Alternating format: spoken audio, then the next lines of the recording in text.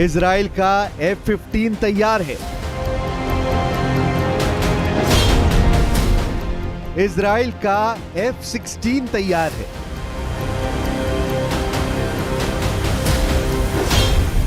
Israel को America से मिला F-35 भी तैयार है। ये तीनों लड़ाकू विमान इजराइल को अमेरिका से ही मिले हैं। ये तीनों जेट इजराइल के सबसे खतरनाक स्ट्राइक मिशन के लिए तैयार हो चुके हैं। F-15, F-16 और F-35 तीनों के टारगेट पर है ईरान और उसके परमाणु प्लांट। इन तीनों जेट्स के वीडियो आने के बाद सवाल है कि जनवरी गुजरा, फरवरी गुजरा, मार्च गुजरा, अप्रैल भी गुजर गया, अब मई के आखिर में क्या होगा? क्या 2025 का सबसे खतरनाक पल आ चुका है? ये सवाल इसलिए क्योंकि ईरान पर इजराइल के हमले की घड़ी बहुत करीब आ गई है। ये खबर अमेरिका से लेकर यूरोप और इजराइल के मीडिया ने छाप दी है। इन रिपोर्ट्स में अमेरिका की खुफिया एजेंसियों का हवाला दिया गया है। रिपोर्ट्स में बताया गया है कि इजराइल बहुत जल्दी ईरान के खिलाफ खतरनाक कदम उठाने जा रहा है। अमेरिका की इंटेलिजेंस एजेंसियों के मुताबिक इजराइल ने ईरान के परमाणु ठिकानों पर हमला करने की तैयारी कर ली है और ये स्ट्राइक बहुत जल्द अंजाम दी जा सकती है। ये रिपोर्ट ऐसे वक्त में सामने आई है जब राष्ट्रपति डोनाल्ड ट्रंप ने ईरान के साथ परमाणु मुद्दों पर बातचीत तेज कर दी है। इजराइल की तैयारियों पर रिपोर्ट बता रही है कि पूरी दुनिया में ऐसे भूकंप का खतरा है जो सिर्फ ईरान या इजराइल को नहीं हिलाएगा, बल्कि पूरी दुनिया में नेतन्याहू की स्ट्राइक का असर पड़ेगा। इजराइल के स्ट्राइक मिशन की खबर मिलने के बाद कच्चे तेल के दाम अचानक बढ़कर $66 प्रति बैरल के पार पहुंच गए। सोने के दाम भी 2 हफ्तों की सबसे ऊंचाई पर पहुंच चुके हैं, यानी 24 कैरेट का 1 तोला सोना अब 97,000 का आंकड़ा पार कर गया है। پاسخ این درخواست‌های غیر منطقی رو دادیم قبلا. تکرار یک موضع غیر واقعی، غیر منطقی، غیر معقول هیچ کمکی به تثبیت اون موضع نمی‌کنه. هر چقدر هم که مقامات آمریکایی تکرار بکنن فرقی در اصل قضیه ایجاد نخواهد کرد. موضع ما کاملا روشنه. من به صراحت قبلا گفتم، تکرار می‌کنم که غنیسازی در ایران ادامه پیدا خواهد کرد با توافق یا بی توافق. अब सवाल है कि ईरान और इजराइल के बीच क्या होने वाला है। क्या वाकई इजराइल ने अब ईरान से आर पार करने का मूड बना लिया है? जबकि ट्रंप ने उनको आगाह किया है कि परमाणु मुद्दे पर बातचीत के दौरान अगर इजराइल ने ईरान पर हमला किया तो वो उसका साथ नहीं देगा। हालात बहुत ज्यादा गंभीर है। अगर ऐसी स्ट्राइक होती है तो बारूद का ढेर आग बनकर पूरी दुनिया को जला सकता है। On Iran, Steve Witkoff said yesterday that continued enrichment is a red line for the U.S. The Iranian foreign minister says that's going to continue no matter what. How committed is the U.S. to that red line, and what's the next step for the next round of talks? We are 100% committed to that red line. The President, Special Envoy Witkoff, Secretary Rubio have made that incredibly clear, not just to the American public, but also in those discussions that Special Envoy Witkoff has had directly with the Iranians. अमेरिकी खुफिया अधिकारियों का हवाला देकर बताया गया है कि ईरान पर स्ट्राइक को लेकर नेतन्याहू ने अभी आखिरी फैसला नहीं किया है, लेकिन उनकी तैयारी इस वक्त पूरी है। इजराइल अब हमले के लिए आगे कदम बढ़ाता है या नहीं, यह पूरी तरह ईरान और अमेरिका की बातचीत पर निर्भर है।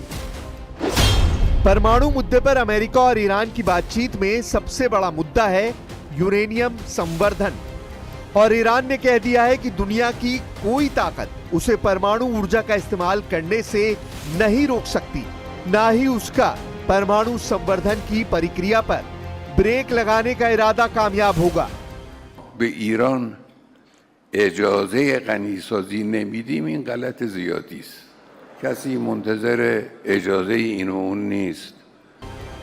ईरान के परमाणु कार्यक्रम को लेकर CIA और उससे जुड़ी एजेंसियां लगातार एक्टिव हैं।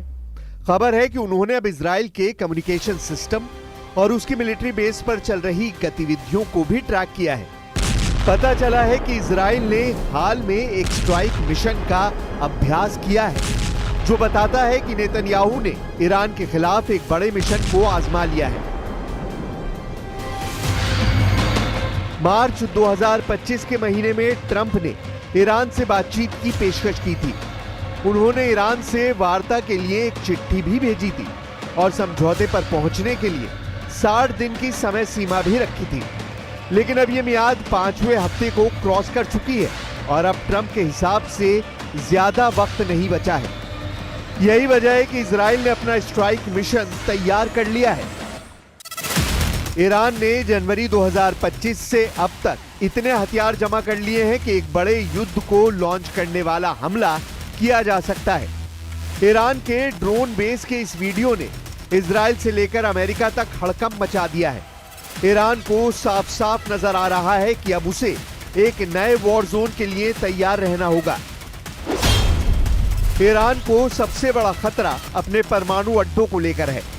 ईरान को खतरा सबसे बड़ी ताकत मिसाइल बेस को लेकर है। ईरान को खतरा उसकी सबसे बड़ी फोर्स रेवोल्यूशनरी गार्ड्स को लेकर है। ईरान को खतरा उसके तेल के ठिकानों को लेकर भी है, जिस पर इजराइल की नजर गड़ी है। ये चारों ताकत इस वक्त अमेरिका और इजराइल के टारगेट पर है। डोनाल्ड ट्रंप ने इजराइल को 2000 पाउंड वाले बम की सप्लाई भी जारी रखी हुई है। ये ऐसे बम हैं जो F-15 जैसे फाइटर जेट से लॉन्च किए जा सकते हैं, लेकिन जब इससे भी बड़े बम से हमला करना हो तो उसके लिए इजराइल के पास बड़े विमान नहीं है। अब तक इजराइल ने अपनी बमबारी में 3 तरह के फाइटर जेट इस्तेमाल किए हैं। F-16 से लेकर F-15 और F-35 पर बंकर बस्टर बम लोड किए जाते हैं और फिर उनसे बेरूत और दक्षिणी लेबनान से लेकर गजा और ईरान तक बमबारी की गई है। हालांकि ईरान कह चुका है कि उसके परमाणु अड्डों पर हमले का मतलब है वर्ल्ड वॉर। ईरान ये वार्निंग बार बार दे चुका है और लगातार दे रहा है। طرف آمریکایی که در این مذاکرات غیر مستقیم وارد صحبت میشن، گفتگو میکنن، سعی کنن یاوه‌گویی نکنن. गाजा के इन धमाकों को देखिए।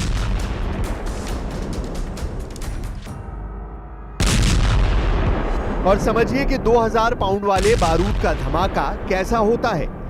ऐसे ही बमों ने गाजा को आज मलबे से भरे मैदान में तब्दील कर दिया है, जहां बहुत कम इमारत बची है और लाखों लोग टेंट में रहने के लिए मजबूर हैं। अब ऐसे ही बम ईरान के लिए भी तैयार कर लिए गए हैं, क्योंकि इजराइल को अमेरिका से हथियारों वाली मदद पर ब्रेक नहीं लगने जा रही। जो बाइडेन के बाद डोनाल्ड ट्रंप भी इजराइल की वॉर मशीन को ईंधन सप्लाई करते रहेंगे, ये बात तो तय है। जनवरी 2025 में डोनाल्ड ट्रंप ने राष्ट्रपति पद की शपथ ली। जनवरी में ही गाजा में सीज फायर हुआ। फरवरी 2025 में ट्रंप और नेतन्याहू की मुलाकात हुई। फरवरी में ही इजराइल पहुंच गए 1800 बंकर बस्टर बम। मार्च और अप्रैल के दौरान ट्रंप ने ईरान से परमाणु मुद्दे पर बातचीत की कोशिश शुरू की, लेकिन अब मई के महीने में नेतन्याहू ने स्ट्राइक मिशन रेडी कर लिया है। इजराइल चाहता है कि ईरान के परमाणु अड्डों पर सर्जिकल स्ट्राइक हो। डोनाल्ड ट्रंप की डील और धमाके दोनों के बीच कौन बाजी मारेगा, इस पर नेतन्याहू की भी नजर है। ट्रंप को समझने वाले भी उनकी पश्चिम एशिया वाली पॉलिसी को लेकर भ्रम में पड़ जाते हैं।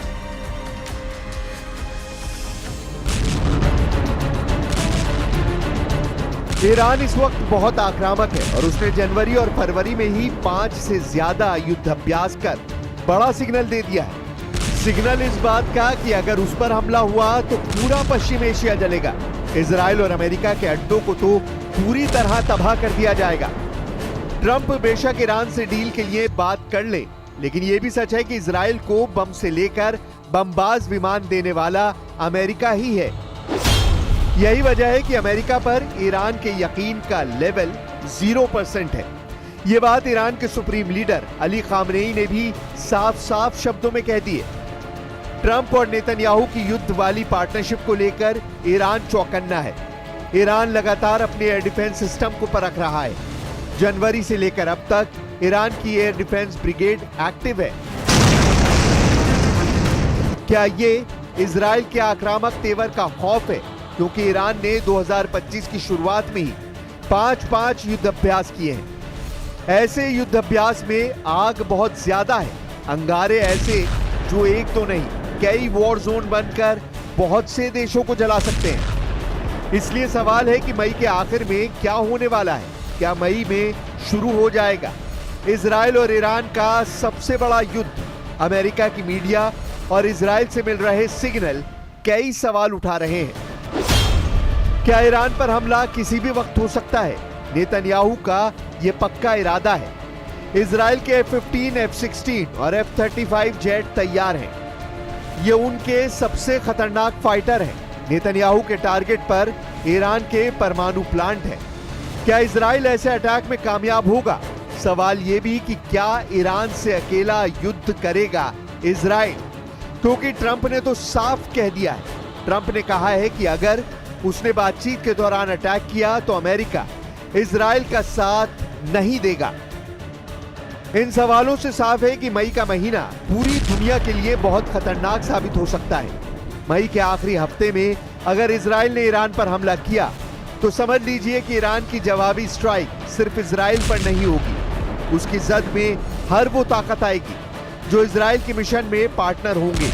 ईरान ये वार्निंग बार बार दे चुका है।